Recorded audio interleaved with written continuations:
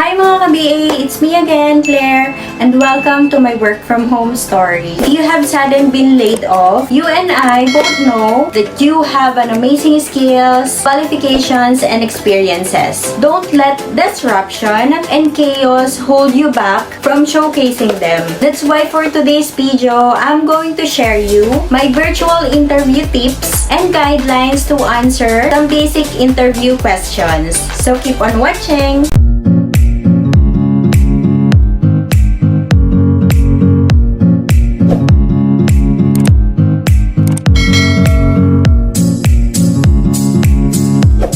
Alam ko, yung iba sa inyo nakagawa na ng CV or resume and cover letter para makapag-apply ng trabaho in a home-based job or office-based man yan. Pero alam mo ba na other recruiters or a hiring manager ay hindi naman talaga pinapansin yung resume at yung cover letter? Ang paggawa ng CV or resume ay way natin para magkaroon tayo ng schedule for our virtual interviews when it comes to hiring employees. Kahit maayos at maganda yung resume at cover letter mo, they still need to schedule you for virtual interviews kasi they still need to know if you are effective on the job that you are applying for. Kaya naman, napaka-importante na prepared tayo on our virtual interviews. Virtual interviews are taking over given our current situation. This can be struggles for recruiters and applicants alike. So, proper preparation must be done. So, I have here the 3 tips for job seekers during this difficult time. First is before interview. Make sure do your research about the role and the company. Everyone is preoccupied by a lot of things, so it would help if you don't waste anyone's time. So make sure you're going to apply only for the roles that match your interests and skills. So ang number 2 natin is during interview. Make sure you are in a quiet environment with good signal, of course. Kasi since we're going to work remotely, importante yung meron tayong good internet connection. Because if you wanted to work in a home-based job or in a freelancing, you must need a good connection or internet connection. And kung video conference naman ito, make sure you wear something professional looking. And ang number 3 natin is after interview. Make sure na after ng interview nyo, thank your recruiter or the hiring manager for taking time to speak with you despite what's happening. And of course, don't forget to ask questions like what the company did to respond for the COVID-19. Kasi it's important to know the company culture and how they treat their employees. So make sure mga ka-BA to maximize your chances of getting a job during this COVID-19. So ngayon mga ka-BA, there is a lot of phone interviews nga na marireceive natin ngayon since more companies are hiring remotely na ngayon. So, in demand na ngayon ang remote work. Are you prepared to answer the basic interview questions? Here are some questions na madalas nyong nai-encounter, tinatanong ng mga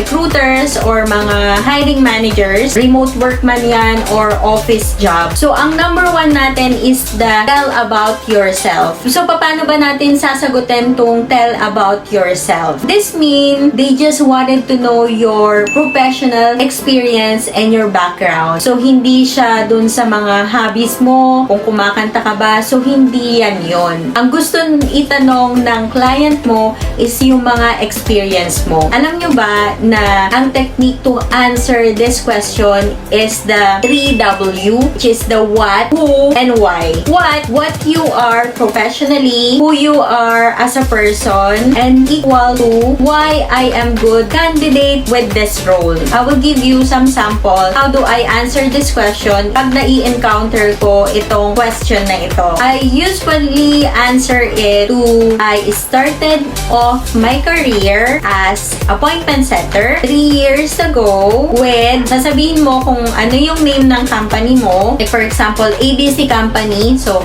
I started off my career as appointment setter with ABC company, where your role and duties with your previous job. So I answered that I started off my career as appointment setter 3 years ago with ABC company where I am contacting, qualifying, and scheduling appointments for a business decision maker. So, yun yung pinaka-basic na po pwede nyong isagot dyan sa tell about yourself. So, yun yung what at who. You must need to put the why. So, sasabihin mo, in that role, a major accomplishment I'm most proud of was that I was able to get my daily appointments and meet my daily quota by calling 200 to 300 numbers daily. Yung ganyan lang na sagot is nandyan na yung what, who, and equal to why. So, ang number 2 question natin na madalas natin naririnig o nai-encounter is, why did you leave your last role or why do you want to leave with your current role or job? Ang pinaka-actually na basic na sagot dito sa question na yan is of course the truth. So, kailangan mong sabihin yung totoo. Do not speak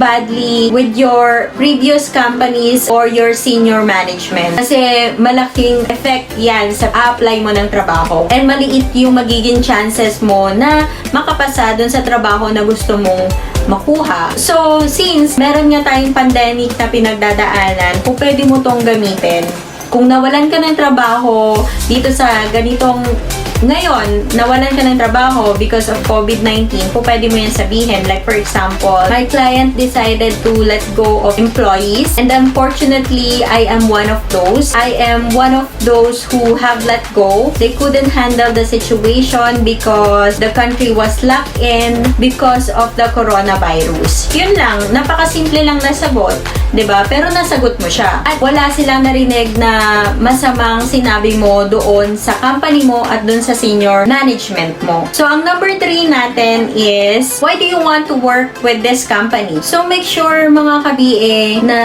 you truly research the company website, departments, management structure, and of course, the competitors. Make sure when you answer this question, shows 4 points about the company and why they appeal to you. So, like for example, na-research mo na si company is lahat ng employees nila is hindi nawalan ng trabaho. So, pwede mo yon gamitin as answer to this question. Like, for example, I heard the news that your company gave everything to help your employees to never lost their job. And I'm excited about the new opportunities ahead of me on your company. Yun lang. Nasagot mo na siya, 'di ba? Simple lang naman yung mga sagot nyo. Hindi naman kailangan mahaba yung mga sagot dun sa mga question na tinatanong nila. At least yung key point kung bakit gusto mong magtrabaho sa kanila is nasabi mo. So, ang number 4 natin is what is your salary expectation? So, madalas tinatanong yan ng mga recruiters at hiring managers kasi minsan baka nag-expect ka ng malaki or hindi mag-meet yung salary expectation mo at dun sa salary na ino-offer nila. Yung usually na answer ko naman dito is yung, I'm sure that your company pays fair market value for this role. And then, I'm usually asking them kung magkano yung budget nila. Like, what budget do you have in mind? Ganyan. Ganyan lang naman. So, kailangan itanong mo sila kasi sila yung hiring manager or recruiter. So, they know everything about the salary and then meron na talaga silang clue about dun sa salary na ibibigay nila sa'yo. Or, here are the 5 things to know about the salary for job seekers. So, ang number 1 na kailangan yung tandaan comes to salary is know what the fair market value is for the role and have a realistic expectation. Baka kasi mag-expect ka naman ng malaki dun sa company, diba? Number 2, if the recruiters or the hiring managers force you to give a number in the interview, give range siguro, example, yung $8 to $15 per hour. Kasi ang minimum naman nila sa US is $15 per hour. So, pwede ka naman mag-start ng 8 to 15. Pwede mo naman yun sabihin sa kanila. And number 3, of course, you need to state that you are open for negotiation and incentivization based on the growth of the company. Number 4 is, once you accept the offer, salary negotiation are over. Baka kasi pagtapos na yung negotiation nyo, magsabi ka ulit ng panibagong range ng salary early, so maguguluhan yung recruiters or hiring manager mo. Kaya kung napag-usapan nyo na, huwag ka nang mag-ask ulit. Number 5, you need to accept na you may have accept less now to survive the COVID-19 crisis. Kagaya nung ibang client ko, is nag-offer na lang sila ng $4 to $5 kasi hindi nila kayang magbayad ng $8 to $15 ngayon dahil nga sa crisis din na nangyayari sa kanila. At saka malaki rin yung effect doon sa country nila. So, medyo nahihirapan silang mag-get ng customers kasi nga kahit yung mga deliveries is nag-lock in na rin, hindi na rin sila pwede. So, maraming mga problem din silang kailangan nating maintindihan. So, kung mababa yung offer nila at alam mo naman na okay lang din naman dito sa atin at makakahanap ka naman ng other client na pwedeng magdagdag dun kahit na mababa yung rate ng isa, pwede ka naman kumuha ng ibang client mo para madagdagan yung rate na gusto mo pa rin makuha. We could all save time by being transparent about salaries in the early stage of hiring process, especially during COVID. Ultimately, health and time are more valuable than money. Why? Because they can't be replaced. Sana po nakatulong tong video ko para makahanap kayo ng home-based job at para makapasa sa inyong virtual interview. Good luck on your job hunting mga ka-BA. Thanks for watching. Until my next video. Bye! Hi mga ka-BA! Gusto mo bang makanood ng another tips, ideas, and experiences about home-based job? I-click mo na ang subscribe button at huwag kakalimutan din i-click bell button para ma-notify ka pag meron akong new video upload. Thanks for watching!